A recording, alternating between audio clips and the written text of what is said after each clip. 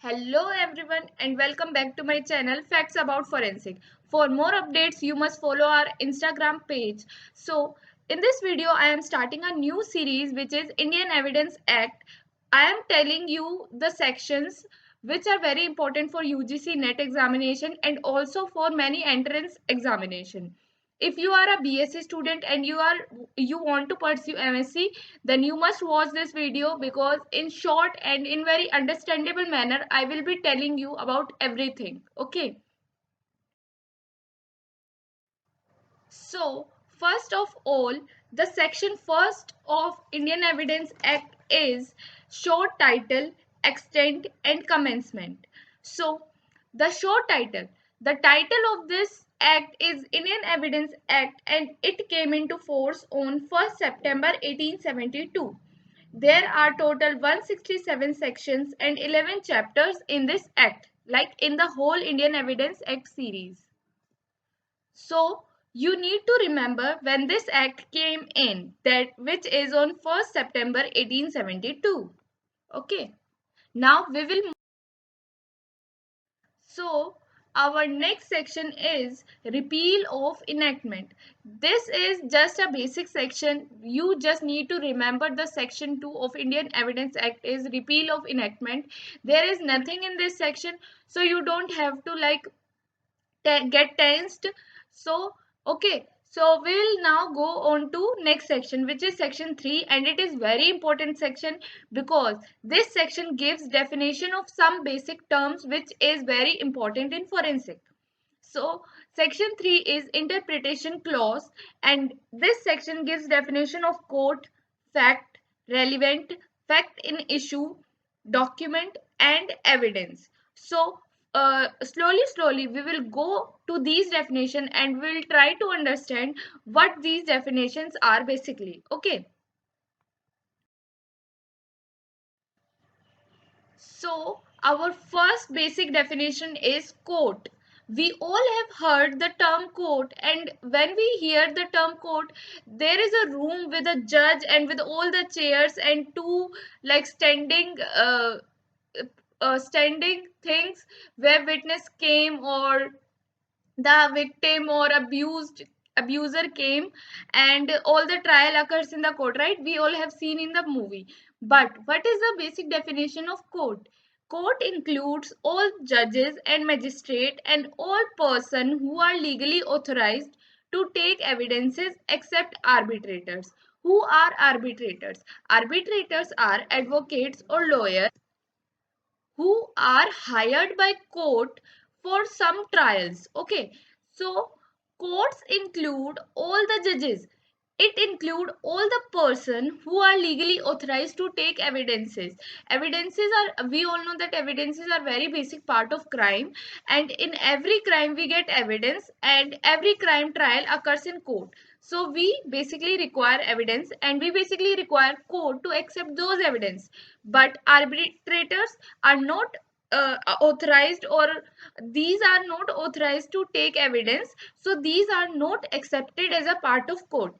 But all the person except arbitrators, be it judges, be it magistrate, who are legally authorized to take those evidence are considered as a part of court. Okay, so our next definition is fact. What is basically fact? Fact means and include anything, state of things or relation of things capable of being perceived by the senses. And next is any mental condition of which any person is conscious. So basically fact is something which needs to prove that a crime has occurred and who has done that crime, who has done the murder. For example, if I am saying that A murdered B, so we have a fact that A murdered B, but to prove that fact, we need to have some evidences. So facts and evidences are separate, but these are interrelated. So facts is anything or any state of thing which is capable of being perceived by senses. Like I am saying that A have done suicide. So you can resist this, you can sense this, oh shit, A has done suicide. You are getting this, that something has happened. So this is fact that something must be happened. Okay,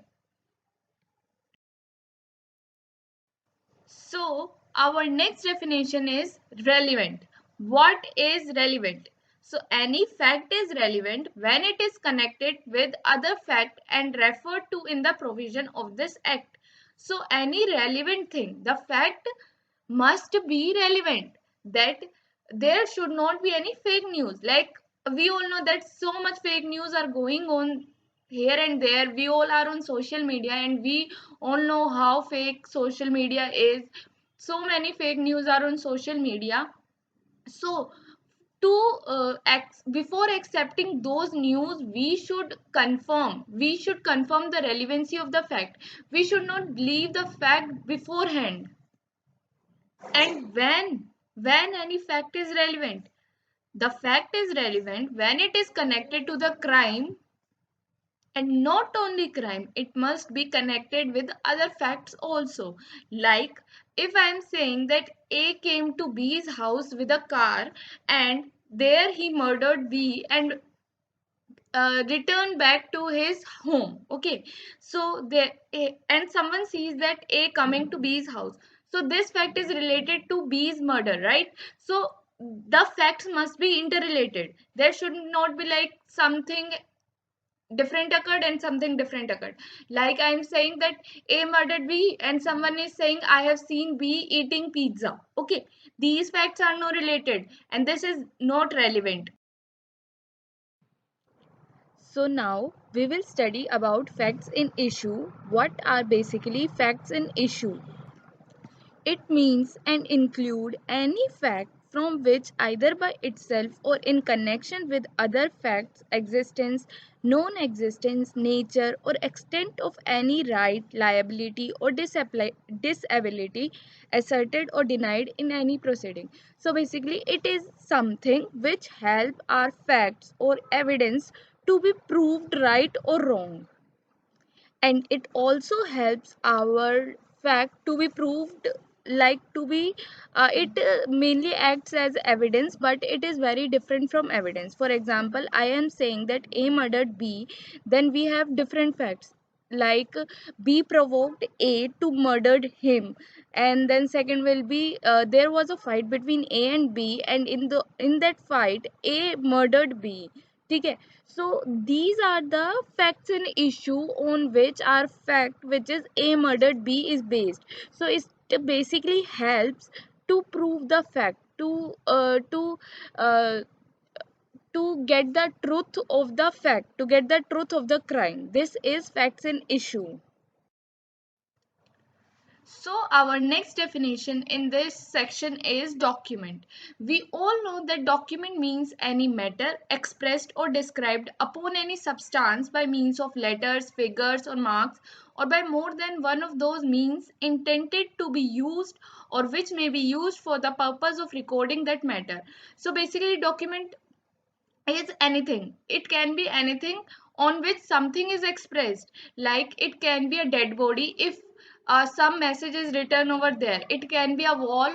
It can be a wall where a bloody message is written. Okay, it is a document. We all have studied the definition of document, and we all know the definition of document, that it is basically uh, anything which proves something. And it does not mean that document can only be in written form.